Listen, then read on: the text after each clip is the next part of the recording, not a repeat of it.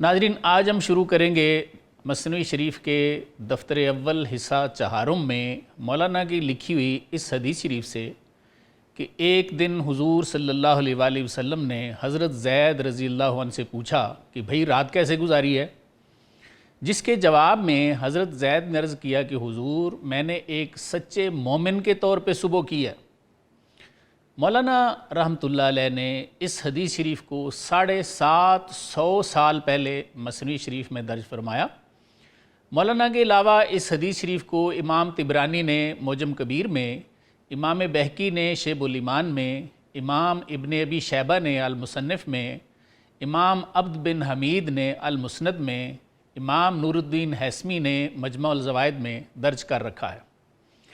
आइए मौलाना की ज़ुबान से सुनते हैं। मौलाना लिखते हैं, गुफ्त पैगंबर सबाह ज़ैद रा कैफ़ असबहता ए रफ़ीक़ बासफ़ा, यानी एक सुबह हुजूर सल्लल्लाहु अलैहि वसल्लम ने हज़रत ज़ैद से फ़रमाया कि ए पाक दिल वाले, तुमने सुबह कैसे की है।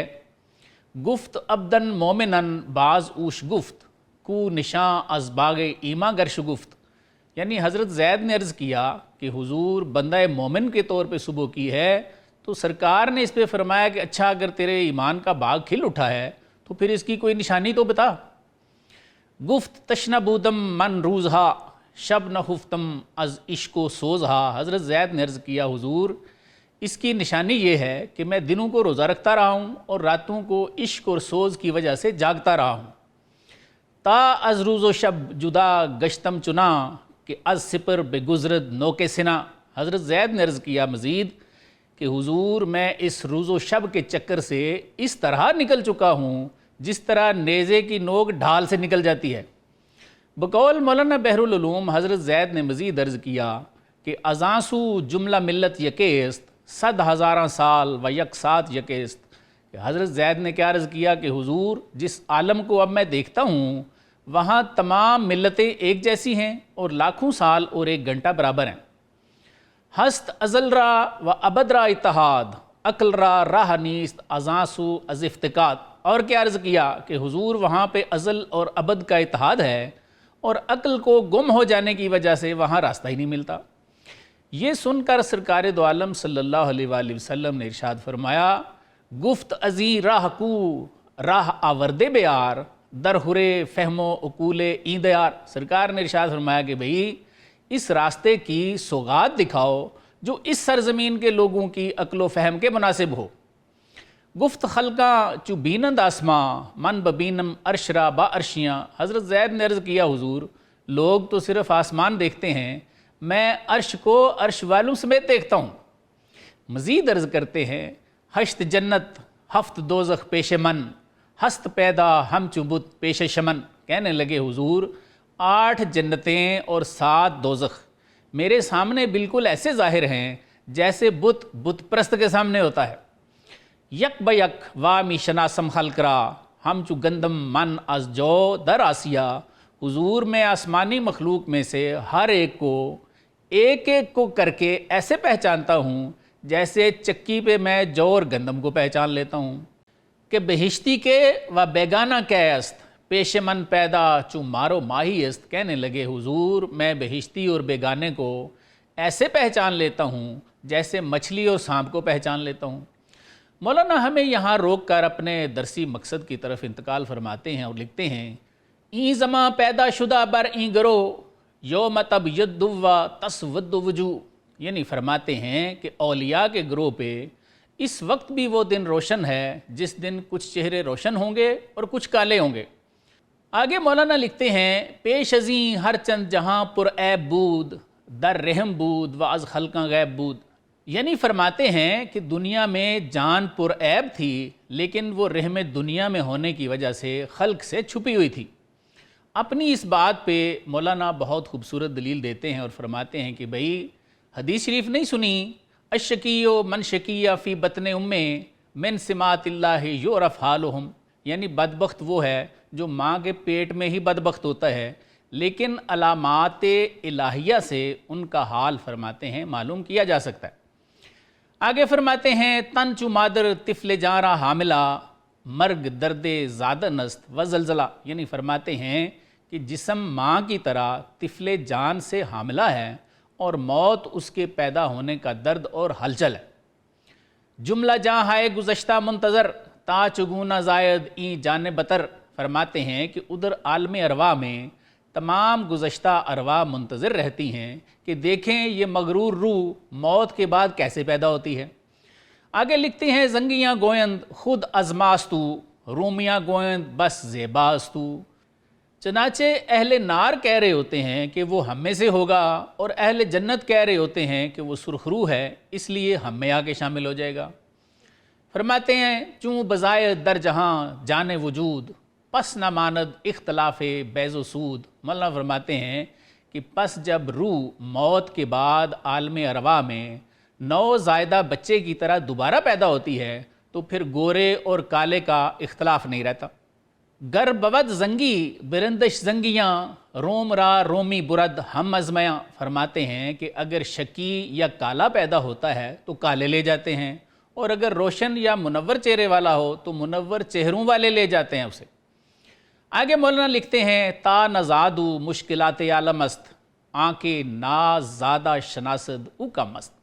فرماتے ہیں کہ جب تک مرنے کے بعد روح دوبارہ پیدا نہیں ہو جاتی، کالوں اور گوروں کو یہ مسئلہ درپیش رہتا ہے کہ پتہ نہیں یہ ہم میں سے کس گروہ کے ساتھ آ کے ملتا ہے، کیونکہ آپ فرماتے ہیں کہ جو مرنے سے پہلے کسی کو پہچان لے کہ یہ روح کالی ہے یا گوری ہے، فرماتے ہیں کہ ایسے پہچاننے والے لوگ بڑے ہی کم ہیں۔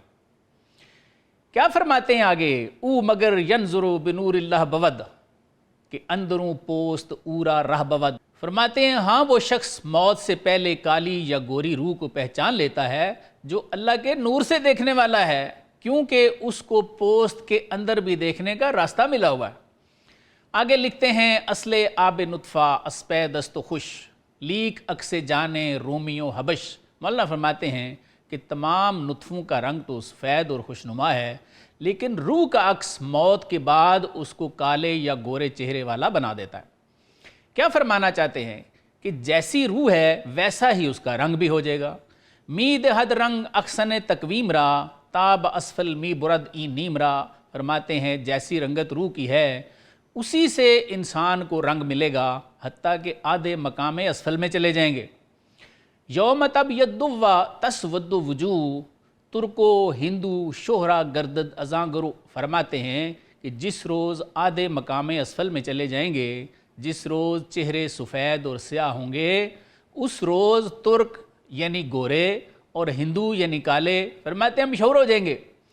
فاش گردد کہ تو کاہے یا کہ کو، ہندوی یا ترک پیشے ہر گروہ۔ فرماتے ہیں اس دن ہر گروہ پر ظاہر ہو جائے گا کہ تم برے اعمال کی وجہ سے تنکے ہو یا اعمال صالح کی وجہ سے پہاڑ ہو، ہندو ہو یا ترک یعنی ناری ہو یا ناجی ہو، سب کو پتہ چل جائے گا۔ مولانا نے حضرت زید سے سرکار دو عالم صلی اللہ علیہ وآلہ وسلم کی اس ملاقات اور گفتگو میں ہمارے لیے بہت سارے اسباق چھوڑے ہیں، اور بالخصوص ان لوگوں کے لیے جو آج قرب قیامت میں یہ کہنا شروع ہو گئے ہیں کہ اسلام میں روحانیت نام کی کوئی چیز نہیں ہے۔ پہلا سبق تو ہمیں اس وقت ملتا ہے جب سرکار نے حضرت زید سے ان کی نیند کا حال پوچھا اور فرمایا کہ اے پاک دل والے بتاؤ رات کیسے گزاری ہے بھائی۔ اس سے یہ بات بڑی اچھی طرح سمجھ آتی ہے کہ رات کو سب کے پیچھے کتے ہی نہیں لگے ہوتے، پاک دل والوں کی روحیں رات کو عالم بالا کی سیر کرتی ہیں۔ اس لیے سرکار دو عالم صلی اللہ علیہ وآلہ وسلم ان سے سننا چاہتے ہیں کہ بتاؤ بھائی رات کو کیا کیا دیکھا ہے۔ دوسرا سبق ہمیں اس وقت ملتا ہے جب حضرت زید یہ عرض کرتے ہیں کہ حضور میں نے سچے مومن والی رات گزاری ہے، حضور جو آپ سننا چاہتے ہیں میں نے رات ویسی ہی گزاری ہے۔ حضرت زید کے اس جواب سے بھی یہ بات بڑی ہی واضح ہو جاتی ہے کہ مومن کی روح رات کو عالم بالا کی سیر کرتی ہے۔ تیسرا سبق ہمیں اس وقت ملتا ہے جب سرکار دو عالم صلی اللہ علیہ وآلہ وسلم حضرت زید سے فرماتے ہیں اچھا مومن کے طور پہ اگر تم نے رات گزاری ہے تو اس کا مطلب ہے تیرے ایمان کا باغ کھل اٹھا ہے، تو اس کا کوئی نشان تو ہمیں بتا۔ معلوم ہوا جن کے ایمان کا باغ کھل اٹھے یہ رویت صرف ان کو نصیب ہے، جن کے ایمان کا باغ نہ کھلا ہو ان کو اس راز کی مطلق خبر نہیں ہے۔ چوتھا سبق ہمیں اس وقت ملتا ہے جب حضرت زید نے یہ عرض کیا کہ حضور میں دن کو روزے رکھتا ہوں اور رات کو اس عشق و سوز کی وجہ سے مجھے نیند ہی نہیں آتی۔ یہاں حضرت سلطان باہو رحمۃ اللہ علیہ کا ایک چھوٹا سا کلام بھی میں آپ کو ضرور سناؤں گا۔ صحابی رسول کہہ رہے ہیں کہ مجھے روزوں اور ریاضت کی وجہ سے رات کو نیند نہیں آتی۔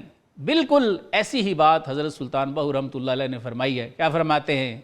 راتی رتی نیند نہ آوے تے آوے دیہاں حیرانی ہو، عارف دی گل عارف جانے تے کیا جانے نفسانی ہو۔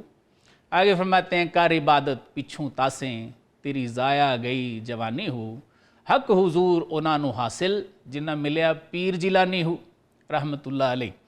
یہ حال تو حضرت سلطان باہو رحمۃ اللہ علیہ نے اپنا لکھا ہے کہ راتوں کو نیند نہیں آتی اور دن کو تحیر ہوتا ہے، بے خودی ہو جاتی ہے، اور فرماتے ہیں کہ یہ حق حضور ان کو ملتا ہے، یہ مائیت حق ان کو ملتی ہے جن کے پیر شیخ عبد القادر جیلانی قدس اللہ سرہ ہوں، اور جس کے پیر ڈائریکٹ حضور صلی اللہ علیہ وآلہ وسلم ہوں۔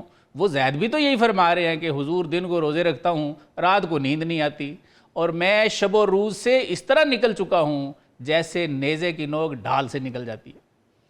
اور فرماتے ہیں کہ میں ایسے عالم میں پہنچ جاتا ہوں جس میں کوئی زمان و مکان کی قید نہیں ہے اور عقل وہاں پہ گم ہو جاتی ہے۔ آپ نے یہ بات اس میں سے یاد رکھنی ہے کہ یہ پھل حضرت زید کو کس وجہ سے مل رہا ہے؟ روزے اور ریاضت کی وجہ سے، یعنی عبادت کی وجہ سے۔